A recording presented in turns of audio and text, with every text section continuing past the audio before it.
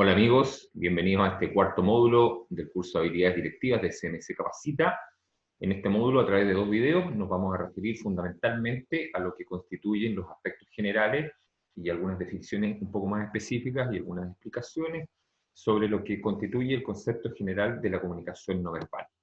La comunicación no verbal y los distintos componentes de esta y cómo debemos entenderlos para que el manejo adecuado o la adquisición de competencias en el manejo del lenguaje no verbal pueda facilitar nuestro desempeño laboral y pueda facilitar el ejercicio de nuestros roles de liderazgo. El lenguaje no verbal implica entender que los seres humanos nos servimos de distintos lenguajes, todos complementarios entre sí, y que para comunicarnos y expresar con mayor precisión lo que queremos decir, tenemos que hacer uso de una interrelación entre todas las fases que componen la generalidad del lenguaje. El lenguaje no verbal en parte es innato, en parte es imitativo y en parte es aprendido. Distintas partes del cuerpo tienden a trabajar unidas para enviar el mismo mensaje.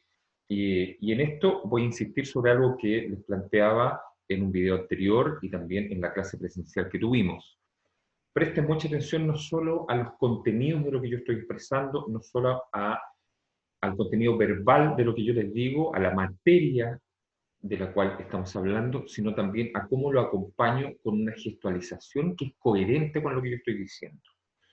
Esto es lo que yo pretendo graficar cuando les digo que distintas partes del cuerpo trabajan unidas para enviar el mismo mensaje. Cuando hablamos con alguien, solo una pequeña parte de la información que obtenemos de esa persona procede de sus palabras. En general, esa porción no tiende a superar un 30%. Los estudios estiman que entre un 60 y un 70% de lo que comunicamos a las otras personas y a los grupos con los que nos relacionamos, lo hacemos mediante el lenguaje no verbal. Los aspectos generales del lenguaje no verbal implican entender que una habilidad de comunicación interpersonal muy útil para mejorar nuestra interacción con otros es conocer los aspectos de la comunicación no verbal. Todos los elementos de nuestra gestualización, todos los elementos de nuestra puesta en escena, todos los elementos de nuestra relación presencial a través de cualquier medio, ya sea físicamente o en este caso, por ejemplo, a través del uso de herramientas tecnológicas, todo comunica. No solamente las palabras, sino que también nuestros gestos, la postura física, la forma en la cual estamos instalados, el tono de voz, el volumen de voz, más alto, más bajo, a mayor volumen de voz, mayor volumen de autoridad, mayor volumen de seguridad percibida, a un tono de voz más tranquilo, más cansino, más pausado, nosotros vamos a tender a bajar el ritmo, vamos a tender a disgregarnos un poco de la relación con el contenido del mensaje y vamos a percibir también que quien lo emite lo hace con mucha menor autoridad y con mucha menor seguridad. Por lo tanto, las características asociadas a la forma en que utilizamos nuestra herramienta vocal va a ser determinante a la hora de expresar lo que realmente queremos expresar. En los ámbitos de estudio del lenguaje no verbal, se han tomado en consideración varias áreas. Una es la kinesia, que tiene que ver con los gestos y con los movimientos del cuerpo. La otra es la paralingüística, que tiene que ver con el comportamiento no verbal expresado en la voz. Esto que lo señalaba un minuto atrás, con respecto a cómo utilizamos el ritmo de la palabra, el tono de nuestra voz, la fuerza con la que hablamos, el énfasis, la distancia temporal entre las palabras, la instalación del lenguaje en un contexto espacio-temporal en el cual las herramientas de vocalización van a ser relevantes y no solamente las palabras que nosotros emitimos. Y también como ámbito de estudio está la proxémica, que tiene que ver con el comportamiento no verbal relacionado con el espacio personal. La kinesia estudia la postura corporal, estudia los gestos, estudia la expresión facial, la mirada, la sonrisa.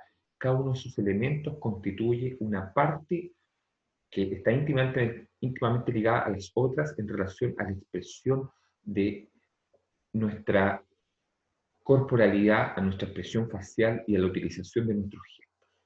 Estudia también la postura corporal, que se divide fundamentalmente en una postura corporal cerrada, ¿cierto? Que lleva implícito una menor aceptación de la relación con otras personas, sentarnos con las piernas cerradas o cruzadas, con nuestras manos cruzadas sobre nuestro regazo, con relativa distancia con la persona con la cual nos relacionamos, ¿cierto? Versus una postura abierta que implica una mayor disposición a interactuar con otros y que siempre va a implicar un movimiento de cercanía, una proyección hacia adelante, una amplitud en el uso de las manos, una invitación a interactuar conmigo entregada a la otra persona, y que además va a estar vinculada con una sensación de mayor confianza y con una sensación de mayor seguridad también en el contenido del mensaje que se entrega.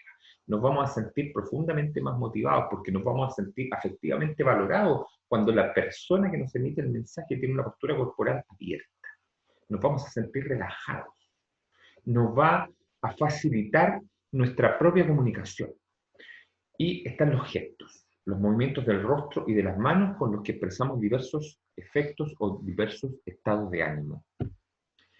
La clasificación de los gestos se pueden, como les mencionaba al principio, clasificar en innatos y adquiridos. Tenemos conductas no verbales innatas, imitativas y adquiridas. Hay una relativa vinculación entre lo que entendemos por imitativo y adquirido, ¿cierto? Ambos tienen a la base un elemento teórico que es el aprendizaje observacional por observación de modelos, y que yo menciono constantemente porque nosotros tenemos que tener en claro que cuando imitamos, imitamos a alguien, y cuando aprendemos por observación es porque estamos observando a alguien. Por lo tanto, hay una delgada línea entre ambas definiciones conceptuales. Los gestos innatos son aquellos que compartimos todos los seres humanos, sin importar nuestro origen cultural o social. Son aquellos gestos que en cualquier cultura van a significar lo mismo. Por ejemplo, sonreír siempre va a estar asociado con una percepción de alegría. En cambio, la tristeza o el llanto siempre lo vamos a asociar con tristeza, con pena. El miedo se expresa facialmente y corporalmente en cualquier ámbito cultural de la misma forma. O la sorpresa.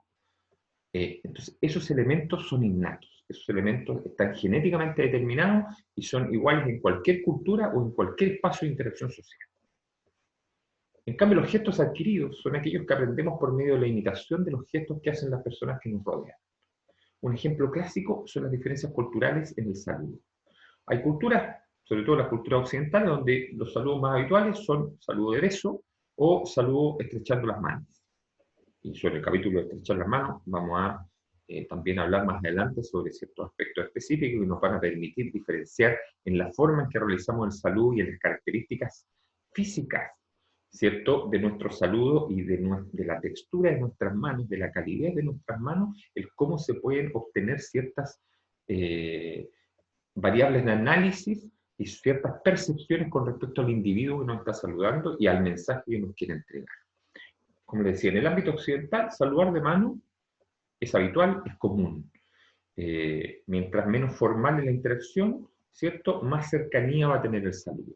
En cambio, en las culturas orientales, nosotros estamos acostumbrados a ver saludos que son con una reverencia, ¿cierto?, con los brazos cruzados, en alguna medida con una postura relativamente cerrada, por lo tanto es una demostración de respeto, pero no es una invitación abierta a relacionarse y con gran distancia corporal. Y esas diferencias son culturales y esas diferencias son aprendidas. Si un niño crece en una cultura donde saludar dando la mano o saludar de beso y abrazo es lo común y lo que se estira, él va a aprender a saludar de esa manera. Si se cría en una cultura donde el saludo se realiza mediante distancia social y mediante la realización de una reverencia, él va a aprender esa conducta como natural para saludar, y otra diferente le va a resultar extraña y le va a resultar incómoda. La mirada. La mirada es, por mucho, aquel aspecto de nuestros elementos de gestualización, de los aspectos físicos, biológicos relacionados con la expresión del lenguaje no verbal, que va a tener mayor incidencia en la entrega del lenguaje. La mirada tiene gran importancia en la comunicación no verbal, pues expresa mucho de lo que siente la persona. Un ejemplo claro, por ejemplo, es la dilatación de las pupilas. La dilatación de las pupilas es un indicador de interés y de atractivo. Cuanto más favorable es la actitud de la persona hacia cierta variable a la que se ve expuesto, mayor va a ser la dilatación de sus pupilas. Es un reflejo de atención, es un reflejo de que hemos logrado captar la atención, o que cierta situación ha captado nuestra atención y reaccionamos a esa dilatando nuestras pupilas. Los ojos tienen gran importancia y es mucho lo que se puede decir con ellos. Un clásico concepto, por ejemplo, es la sensación de las miradas que matan. Cuando cometimos algún error frente a alguna persona, o sabemos que una persona nos va a llamar la atención, o eventualmente tiene que poner el énfasis sobre algún error que hemos cometido, o eventualmente tiene que aplicarnos una sanción o un castigo, o sencillamente está molesta con nosotros por algo que hicimos o dijimos, y percibimos en su mirada, ¿cierto?, esa frialdad, esa molestia, ese dolor, y realmente, producto solo de la mirada que percibimos en esa otra persona, quisiéramos no estar ahí. Todos hemos vivido esa situación. Y eso, sin necesidad de decir una sola palabra, muchas veces puede decir muchas cosas esa mirada. Por las miradas burlonas, cuando sentimos que una persona se está burlando de nosotros sin necesidad de decirnos nada. ¿Ah? Con una expresión socarrona, ¿cierto?, con una expresión irónica, con una gestualización del cuerpo acompañada a la expresión, ¿cierto?, de una mirada en donde está implícito un cierto desprecio, una cierta burla o la mucha gracia que le hace alguna conducta que nosotros hemos cometido. El parpadeo, el número de veces que se parpadea por minuto, está relacionado con la tranquilidad y el nerviosismo. A mayor inquietud, mayor frecuencia de parpadeo. Cuando ustedes están frente a una persona que parpadea con mucha frecuencia, con mucha rapidez, ustedes perfectamente se van a dar cuenta que esta persona está con un mayor nivel de nerviosismo, está con un mayor nivel de inquietud, está con un mayor nivel de ansiedad. En cambio, una persona relajada, tranquila, que no se estresa con facilidad, siempre va a tener una frecuencia de parpadeo mucho más pausada, ¿cierto? Mucho más distante entre un parpadeo y otro.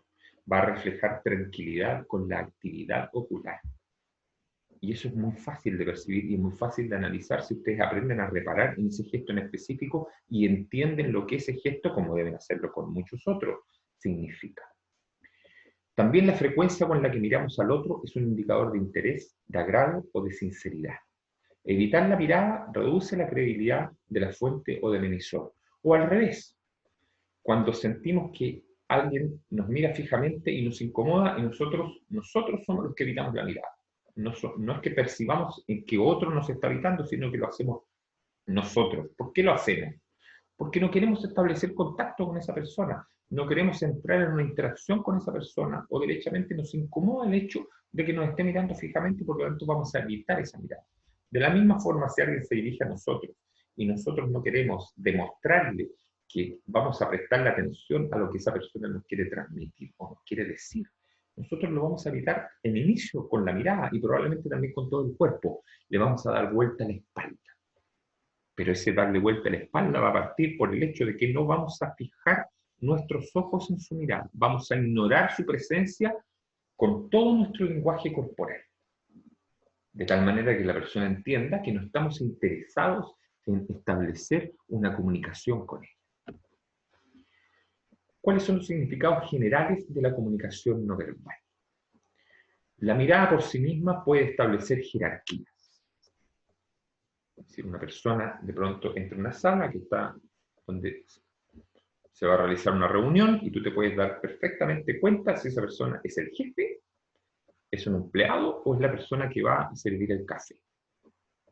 Solo por cómo esa persona mira y cómo se desenvuelve en el espacio en el cual se va a desarrollar esa reunión. La comunicación no verbal es la primera puerta que abre la comunicación. Con la actitud de nuestro cuerpo, con la actitud de nuestra gestualización, nosotros vamos a dar a entender si queremos o no queremos establecer una comunicación con otra persona.